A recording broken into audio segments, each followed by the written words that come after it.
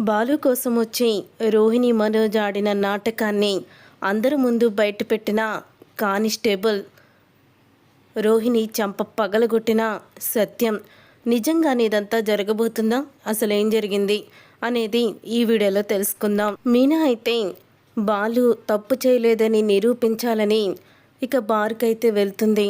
వెళ్ళిన తర్వాత అక్కడే ఉన్న మేనేజర్ని బ్రతిమలాడి సీసీ కెమెరా ఫుటేజ్ అంతా కూడా తను చూస్తూ ఉంటుంది. అప్పుడే ఇక మొత్తం నిజాలన్నీ కూడా బయటపడతాయి. ఆ వీడియోనంతా కూడా తన ఫోన్లోకి ఎక్కించుకుంటుంది మీనా అయితే. ఇక మీనా వెంటనే రవికి ఫోన్ చేస్తుంది. రవి అప్పుడు అక్కడ బార్కి అయితే వస్తాడు. మీ అన్నయ్య ఏ తప్పు చేయలేదు రవి, కావాలనే మీ అన్నయ్యని ఇరికించింది ఆ గుణ అని అంటూ మీనా అయితే బాధపడుతుంది. వదిన, మనకి ఈ వీడియో ఒక్కటి చాలు, అన్నయ్య తప్పు చేయలేదని మనం నిరూపించడానికి. అన్నయ్యని ఇరికించాలనుకుంది. అసలు ముందు ఇది సోషల్ మీడియాలో వేసింది ఎవరో కనుక్కుంటే మొత్తం మనకి ఇన్ఫర్మేషన్ వస్తుంది అని రవి అయితే మీనాతో అంటాడు. అప్పుడే ఇక మీనా అయితే రవిని తీసుకొని బాలు దగ్గరికి అయితే వస్తుంది. బాలు దగ్గరికి వచ్చి ఇక బాలుని కౌగిలించుకొని అంటూ ఉంటుంది, మీరు ఏ తప్పు చెయ్యలేదని, నేను తాగలేదని ఎంత చెప్పినా కూడా నేను కూడా నమ్మలేదు. చాలా పెద్ద తప్పు చేశానండి మీ పట్ల అంటూ మీనా అయితే ఏడుస్తుంది. అప్పుడే బాలు అయితే నేను తప్పు చేయలేదని ఎలా తెలుసుకున్నావు మీనా అని అంటూ ఉంటాడు బాలు.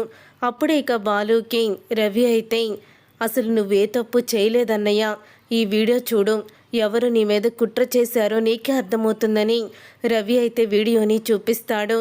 అప్పుడు ఇదంతా కూడా గుణానే చేశాడని తెలుసుకొని బాలు కోపంతో రగిలిపోతూ ఆ గుణాన్ని వదిలిపెట్టను అని అంటూ ఉంటాడు. అప్పుడే ఇంకా మీనా అయితే మీరు వెళ్ళి ఆ గుణాన్ని కొట్టడం ఇదంతా కూడా ఎవ్వరికీ తెలియదు కదండి. ఆ గుణ ఎలాగైతే మీ పరువుని తీశాడో, ఎలాగైతే మిమ్మల్ని అందరిలో కూడా అవమానించాడో, అలాగే గుణకు చేసిన కుట్రని కూడా మనం బయట పెట్టాలి. అసలు ఈ వీడియోని ఎడిట్ చేసి పెట్టింది ఎవరో తెలుసుకున్నాను, వాళ్ళని ఇక్కడికి తీసుకొస్తాను అని చెప్పి వాళ్ళని కూడా తీసుకొస్తుంది. ఒక అతను మాకు ఫోన్ చేసి ఈ వీడియోని పంపించి ఎడిట్ చేసి సోషల్ మీడియాలో ఈ వీడియో పాపులర్ అయ్యేలా చేస్తే మాకు డబ్బు ఇస్తానని డబ్బు ఆశ చూపించాడు. అందుకని ఆ డబ్బు ఆశ చూపించడంతో నేను ఈ పని చేశాను అని అంటూ అతను కూడా ఒక వీడియోలో అయితే చెప్తాడు. అప్పుడే ఇక రవి వీడియో తీస్తూ ఉంటే మీనా బాలు ఇద్దరు కూడా ఆ వీడియోలో మాట్లాడతారు. ఆ రోజు నేను బార్లో తాగానని కావాలని నా మీద నింద మోపి నేను తప్పు చేయకుండానే తప్పు చేశానని క్రియేట్ చేసింది గుణ. కావాల్సి ఉంటే ఈ వీడియో చూడండి, ఇది ఒరిజినల్ వీడియో. నా భార్య బార్కి వెళ్ళి ఒరిజినల్ వీడియో మొత్తం కూడా సేకరించింది. ఆ వీడియోలోనే ఈ గుణ చేసిన కుట్ర బయటపడింది అని అంటూ సోషల్ మీడియాలో ఒక వీడియోనైతే తీస్తాడు. ఇక ఆ వీడియో సోషల్ మీడియాలో హల్చల్ చేస్తూ ఉంటుంది. ఇక సోషల్ మీడియాలో హల్చల్ చేస్తున్న వీడియోని చూసి అందరూ కూడా షాక్ అయిపోతూ ఉంటారు. తర్వాత ఇక రవి అయితే శృతికి ఫోన్ చేసి అందరినీ హాల్లోకి పిలిపించి ల్యాప్టాప్లో అన్నయ్య వీడియో వస్తుంది, ఆ వీడియోని ప్లే చేసి అందరికీ చూపించు మీనా శృతి అని అంటూ చెప్తాడు. అప్పుడే శృతి అయితే ఆ వీడియోని ల్యాప్టాప్లో వేసి అందరికీ కూడా చూపిస్తారు. ఇక ఆ వీడియోని చూసి రోహిణి అలాగే మనోజ్, ప్రభావతి షాక్ అయిపోతూ ఉంటారు. ఇప్పుడేమంటావు ప్రభా? వాడు వెనకాల జరిగిన కుట్రని మీనా కనిపెట్టింది. నా కొడుకు ఏ తప్పు చేయలేదని, వాడు తాగుమూతోడు కాదని చెప్పి మొత్తం నిరూపించింది. మరి ఇప్పుడు నీ పరువు నిలబడింది కదా. ఆ రోజు మీనాని బాలుని ఎన్నెన్ని మాటలు అన్నారు, ఇప్పుడు చెప్పండి అని అంటూ ఉంటే రేయ్ మనోజ్, వాడు తప్పు చేశాడని నువ్వు అలా ఎగిరెగిరి పడ్డావు కదరా, పరువు పోయిందని కూడా అన్నావు కదా. వాడు పోయిన పరువుని తీసుకొచ్చాడు, మరి పోయిన 40 లక్షలు నువ్వు తీసుకొచ్చావా? లేదు కదా అని అంటూ ఉంటే అప్పుడే ఇక మనోజ్ అయితే ఇలా తల ఉంచుకుంటాడు. తరువాత ఇక బాలు అయితే ఇంటికి వస్తాడు. బాలు ఇంటికి వచ్చిన తరువాత అప్పుడే ఇక సత్యం అయితే బాలు ఎదుట నుంచొని ఏమీ మాట్లాడలేకపోతాడు. నాన్న, నేనే తప్పు చేయలేదు నాన్న, నీ పరువు తీయలేదు, ఇప్పటికైనా నమ్మండి అని అంటూ ఉంటే నమ్మాన్రా, కానీ తండ్రిగా నేను ఓడిపోయాను. భర్తగా నిన్ను గెలిపించుకుంది నీ భార్య. చిన్నప్పటి నుంచి చూస్తూ నిన్ను అర్థం చేసుకున్న ఈ తండ్రి కూడా నిన్ను ఈరోజు అపార్థం చేసుకొని చాలా పెద్ద తప్పు చేశాడు అని అంటూ బాధపడుతూ ఉంటాడు. సత్యమైతే ఇక సత్యం అలా బాధపడుతూ ఉంటే అప్పుడే ఇంకా బాలు అయితే నాన్న, నువ్వు అలా బాధపడుకు నాన్న అని అంటూ ఇద్దరూ కూడా ఒకరినొకరు కౌగిలించుకొని ఎమోషనల్ అయిపోతూ ఉంటారు.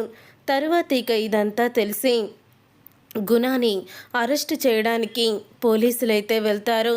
ఇక గుణాని అరెస్ట్ చేస్తారు. మీనా అయితే గుణాని అరెస్ట్ చేస్తుంది దగ్గరుండి. గుణాని అరెస్ట్ చేయించిన తరువాత అప్పుడే పార్వతి అయితే చూసావా ఆ గుణాగాడు నీ దగ్గర మంచివాడిగా నటిస్తూ మీ బావ మీ అక్కని ఈ జీవితాన్ని ఎలా నాశనం చేయాలని చూశాడో. ఇప్పటికైనా కళ్ళు తెరుచుకో, వాడు ఎలాంటి వెధవో నువ్వు గుర్తించు, ఎందుకంటే వాడు నిన్ను మంచి మాటలతో మాయ చేస్తున్నాడు, మరొక పక్క మీ అక్క జీవితాన్ని నాశనం చేయాలని చూశాడు అని అంటూ పార్వతి అయితే శివకి చెప్తుంది. అప్పుడే ఇక శివ అయితే ప్రభావతి ఇంటికి వస్తాడు. ప్రభావతి ఇంటికి వచ్చి శివ బాలు కాళ్ళ మీద పడి క్షమాపణ అడుగుతాడు. నన్ను క్షమించు బావా, ఆ గుణ మాటలు విని నిన్ను అపార్థం చేసుకున్నామో, నువ్వు ఎంత గొప్పవాడివో అర్థమయ్యింది అని అంటూ క్షమాపణ అడుగుతాడు శివ.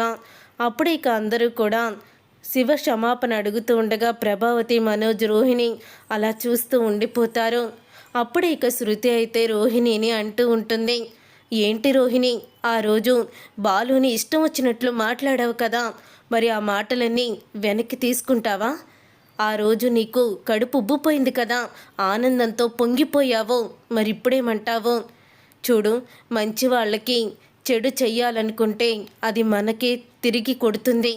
మంచివాళ్ళు ఏ తప్పు చేయలేదని ఎలాగైనా సరే ఎప్పటికైనా నిజాలు బయటపడతాయి. మనం మోసం చెయ్యాలనుకుంటే ఆ దేవుడు ఊరుకోడు కదా, ఎప్పటికైనా మన మోసం బయటపడాల్సిందే, దానికి తగిన శిక్ష పడాల్సిందే. ఇప్పుడు నిజాలు బయటపడకుండా తప్పించుకోవాలని మనం అనుకుంటాము, కానీ ఏ రోజుకైనా నిజం నిప్పు లాంటిది బయటకొచ్చి తీరుతుంది అని శృతి అంటూ ఉంటుంది. ఇంతలో ఇక కానిస్టేబుల్ అయితే అక్కడికి వస్తాడు. కానిస్టేబుల్ రావడంతో అప్పుడే ఇక కానిస్టేబుల్ని చూసి ఒక్కసారి రోహిణి, మనోజ్ ఇద్దరూ కూడా షాక్ అయిపోతూ ఉంటారు. ఇదేంటి, ఇతను ఇక్కడికి వచ్చాడు అని ఇద్దరూ కూడా టెన్షన్ పడుతూ ఉంటారు. అప్పుడే ఇక ప్రభావతి అయితే పోలీసులు వస్తున్నారేంటి అని కంగారు పడుతుంది. బాలు, ఆ రోజు నీ కారుని అలాగే నీ లైసెన్స్ని లాక్కున్నారు కదా, స్వయంగా ఇన్స్పెక్టర్ గారే నీకు ఇచ్చి రమ్మని చెప్పి నా చేత పంపించారు. నిజంగా నీ భార్య చాలా గొప్పది.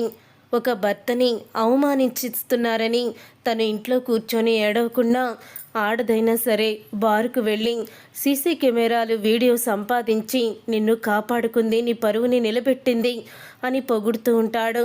ఇంతలో రోహిణిని, మనోజ్ని చూస్తాడు కానిస్టేబుల్ అయితే. ఇక రోహిణిని, మనోజ్ని చూసి మీరు ఇక్కడున్నారేంటి అని అడుగుతూ ఉంటాడు కానిస్టేబుల్. అప్పుడే ఇక బాలు అయితే వాడు మా అన్నయ్య అని అంటూ ఉంటాడు. బాలు, ఏంటి ఇతను మీ అన్నయ్య, ఈవిడ మీ వదిన అనమాట. వీళ్ళు ఆ రోజు నువ్వు సంతకం పెట్టావే ఒక మేడంకి, సాక్షి సంతకం, అది ఎవరికో కాదు వీళ్ళకే. అదే ఆవిడ్ని వీళ్ళు 40 లక్షలు డిమాండ్ చేశారు, ఆ 40 లక్షలు ఆవిడ ఇచ్చేసింది అని అంటూ ఉంటే అప్పుడే ఇక షాక్ అయిపోతూ ఉంటారు. ఇంతలో మనోజ్ అయితే దాని గురించి మనం తర్వాత మాట్లాడుకుందాం సార్ అని అతన్ని పంపించబోతూ ఉంటే అప్పుడే ఇక బాలు అయితే ఆపుతాడు. నువ్వు ఆగరా, మీరు చెప్పండి సార్ ఏం జరిగింది అసలు అని అంటూ ఉంటే ఇతగాడు వీళ్ళ నాన్న రిటైర్మెంట్ డబ్బుల్ని కొట్టేసి ఎవరో ఒక అమ్మాయి అకౌంట్లో వేశాడట. ఆ అమ్మాయి కెనడా పారిపోయింది. తను ఏదో ల్యాండ్ కొనాలని ఇక్కడికి వచ్చింది. అప్పుడు వీళ్ళకి కనిపించింది. దాంతో అమ్మాయిని పోలీస్ స్టేషన్కి తీసుకువచ్చారు. అమ్మాయి పేరు కల్పన. అదే నువ్వు తననికి క్యాబ్ అన్నీ చూసావు కదా, తనే అని అంటూ ఉంటాడు. కానిస్టేబుల్ అయితే ఆ రోజు వీళ్ళు పెద్ద గొడవ చేసి రచ్చ చేసి ఆ అమ్మాయి 40 లక్షలు కాదు 45 లక్షలు కట్టేలాగా వాళ్ళు సాధించారు. 45 లక్షలు ఆమె కట్టేసి కెనడాకి వెళ్ళిపోయింది. ఆ రోజు ల్యాండ్ పత్రాలని నీ చేత సాక్షి సంతకం పెట్టించాను కదా, అవే అని అనగానే ఒక్కసారి అందరూ కూడా షాక్ అయిపోతూ ఉంటారు. థ్యాంక్స్ బాబాయ్, మంచి ఇన్ఫర్మేషన్ ఇచ్చావు, ఇక నువ్వు వెళ్ళు, మేము చూసుకుంటాం అని బాలు అంటూ ఉంటాడు. చూసావా నాన్న, వీడు ఎంత మోసం చేశాడో. ఆవిడ కొట్టేసిన డబ్బులు వీడు మాజీ లవరు వచ్చి డబ్బులు ఇచ్చేస్తే వీడు మాత్రం జైల్లో ఉన్న వాళ్ళ మాంగారు పంపారని 25 లక్షలు పంపారు, తర్వాత 15 లక్షలు పంపుతారని చెప్పి నీ దగ్గర మాయ మాటలు చెప్పి మోసం చేశాడు అని అంటూ ఉంటాడు బాలు. అయితే అప్పుడే శృతి అయితే ఎంత మోసం, ఎంత దగ అంటే ఆ 40 లక్షలు కొట్టేసిన డబ్బులు మళ్ళీ తిరిగి ఇచ్చేశారంటే మా వాటాలు మాకు ఇస్తారని ఆ డబ్బులు మొత్తం కూడా మీరే కొట్టేసి ఇంత డ్రామా ఆడతారా అని అంటూ ఉంటుంది శృతి. అయితే ఇంత మోసమైన వాళ్ళని, ఇంత మోసం చేసే వాళ్ళని ఎక్కడా చూడలేదు. నాకు అప్పుడే డౌట్ కొట్టింది, జైల్లో ఉన్న రోహిణి తండ్రి అసలు డబ్బులు ఎలా పంపించాడని అని అంటూ శృతి కూడా అంటూ ఉంటుంది. అప్పుడే ప్రభావతి మనోజ్ని చెంప పగలగొట్టి అడుగుతుంది, ఏంట్రా ఇదంతా, ఎందుకు ఇంత డ్రామా ఆడావు, డబ్బులు తిరిగి వచ్చినా కూడా కనీసం నాకు కూడా చెప్పాలని నీకు అనిపించలేదా, ఇంతకింత నాటకం ఆడావు, చెప్పరా చెప్పు అని చెంప పగలగొడుతుంది మనోజ్ని. అప్పుడే మనోజ్ అయితే అంటూ ఉంటాడు, అది రోహిణి మనం కంపెనీ పెట్టయిన తర్వాత డబ్బులన్నీ వడ్డీతో సహా ఇచ్చేద్దాము, మా నాన్న పంపించాడని చెప్తాను అని నాతో అబద్ధం చెప్పించిందమ్మా అంటూ ఇక రోహిణి చేసిన పనిని నిజాన్ని బయట పెడతాడు. అప్పుడే ఇక సత్యం అయితే రోహిణి వంక కోపంగా చూస్తాడు. మనోజ్ చెప్పింది నిజమేనా అని అంటూ ఉంటే అప్పుడే ఇక రోహిణి అది కాదు మావయ్య, అసలు ఏం జరిగిందంటే అని రోహిణి అంటూ ఉంటే రోహిణి చెంప పగలగొడతాడు సత్యం. అసలు నువ్వు కోటీశ్వరరాలువేనా, మీ నాన్న అనేవాడు ఉన్నాడా, ఎందుకు ఇన్ని నాటకాలు ఆడుతున్నావు నువ్వు అని సత్యం అయితే రోహిణిని నిలదీస్తూ ఉంటాడు. చూసారుగా ఫ్రెండ్స్, రాబోయే కథలో ఖచ్చితంగా ఇలాగే జరగబోతుంది. మరి ఇలాగే జరగాలని మీరైతే కోరుకుంటున్నారా? అయితే వీడియోని తప్పకుండా లైక్ చేసి ఛానల్ని సబ్స్క్రైబ్ చేసుకొని పక్కనే ఉన్న గంట సింబల్పై ఆలని క్లిక్ చేయండి.